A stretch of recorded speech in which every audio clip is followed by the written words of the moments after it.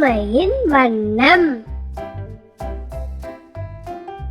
முன்னொரு காலத்துல ஒரு அழகான புல்வெளியில ஒரு சின்ன எறும்பு வாழ்ந்து வந்தது.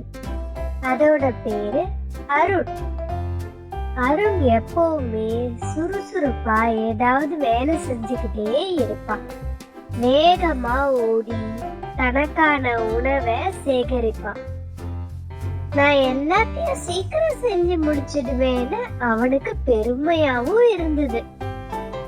ஒரு நாள் காலையில அருண் வழக்கம் போல உணவு சேகரிக்க வேகமா போகும்போது இலைகளுக்கு நடுவுல மெதுவா ஏதோ ஒண்ணு நகர்றத பார்த்தான். அது ஒரு குட்டி கொழுத்த கம்பளி பூச்சி. அவ பேரு கமலி. கமலி மெதுவா ஒரு இலைக்கு மேல ஏறிக்கிட்டு இருந்தா. அருணுக்கு இத வியப்பா இருந்துச்சு. சிரிச்சுக்கிட்டே சொன்னா, நீ ரொம்ப மெதுவா போற, இப்படி போனா நீ மேல ஏற முடியாது. ஆனா கமலி மென்மையா சிரிச்சுக்கிட்டே, நான் என் வேகத்துல செயலை செஞ்சுக்கிட்டு இருக்கேன், அதுல எந்த தவறும் இல்ல அப்படின்னு சொன்னா. அருண் தலையசிச்சுட்டு வேகமா தன்னோட வேலையை செய்ய போயிட்டான். சில நாட்களுக்கு பிறகு அருண் கமலிய மீண்டும் பார்த்தான். இப்ப கமலி தன்னை சுற்றி ஒரு கூட்டை கட்டி கிளையில தொங்கிட்டு இருந்தா. இப்ப நீ தூங்க வேற போறியான்னு அருண் சிரிச்சான். இப்படி எதையுமே செய்யாம தூங்குறியே, என்ன பாரு நான் எவ்வளவு வேலை செய்யறேன் அவளை கேலி வேற செஞ்சா.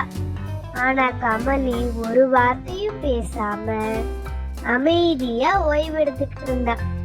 இப்படியே கொஞ்ச நாள் போச்சு. கமலி தன் கூட்டுக்குள்ள தூங்கிக்கிட்டு இருந்தா. கமலியோட கூடு காத்துல லேசா ஆடிக்கிட்டும் இருந்துச்சு. அருணுக்கு ஒன்னும் புரியல. ஒரு நாள் காலையில அருண் கமலியோட கூட்டுல ஒரு சின்ன விரிசல் இருக்கிறத பார்த்தான். திடீர்னு அந்த கூட்டை உடைச்சுக்கிட்டு ஒரு அழகான பட்டாம்பூச்சி வந்தது. அதோட இறகுகள் கண்ணை பறிக்கிற அழகான நீலம் மற்றும் தங்க நிறத்துல இருந்துச்சு. அது கமலி. கமலி நீயா என்று ஆச்சரியமா கேட்டா அருண். கமலி ஒரு அழகான பட்டாம்பூச்சியா மாறி வானத்துல சுதந்திரமா பறந்துட்டு இருந்தா. கமலி மெதுவா நகர்ந்திருந்தாலும் ஒரு பெரிய மாற்றத்தை கடந்து ஒரு அழகான பட்டாம்பூச்சியா மாறி இருந்தா.